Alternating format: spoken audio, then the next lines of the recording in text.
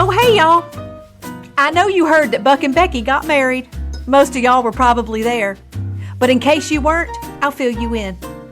Now, I know some of you think I'm going to tell you about the bride walking down the aisle in that wedding dress that was long on the sides and short up front. Looked like a mullet.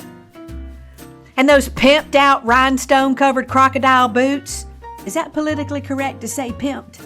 Bill says it's okay. Last thing I need's a group of pimps protesting on my front lawn.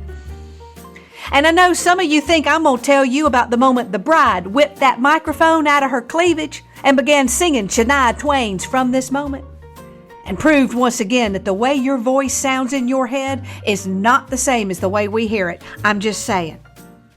What I am going to tell you is what Becky's cousin from out of town did. The nerve of that woman. Now, they thought it was strange when the cousin's RSVP card came back and when she had checked fish for her +1's dinner that she requested it raw. But she was from the big city, so they figured, well, maybe that's a kind of a big city kind of sushi thing. And that part of the family was a little bit weird. And when did her cousin start dating somebody named Bootsy? They all thought that was a horrible idea anyway, for a nickname. Especially when they found out it wasn't a nickname. It was the actual name of her +1.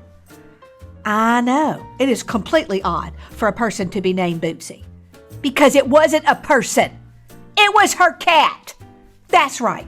Sure as I'm standing here, that cousin had the ever-living nerve to bring her cat to the wedding reception as a +1. Have you ever heard of such a thing? And then, as if that wasn't enough, she had the nerve to complain that Bootsy was allergic to the flowers in the centerpiece. And could they please move them? And it took the waitstaff 30 minutes to find her a saucer of warm milk. And I guess whenever the DJ said groom, Bootsy took that as a command. And we all thought it was quite unladylike to groom yourself at a formal dinner, cat or not. And wouldn't you know it, it was Bootsy who caught the wedding bouquet. While my husband whispered, she won't be the only one chasing tail tonight during cattail hour. And Bootsy loved the DJ music. Would you believe that cat knows how to dance?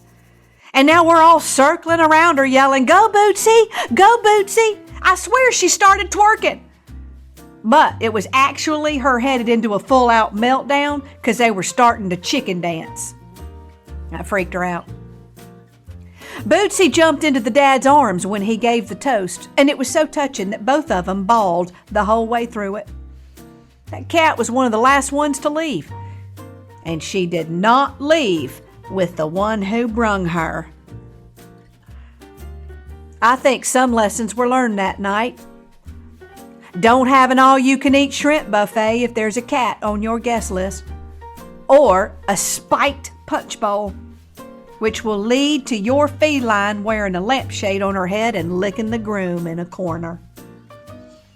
This has been another visit to the small town with the big heart, where the people stay, but the gossip travels.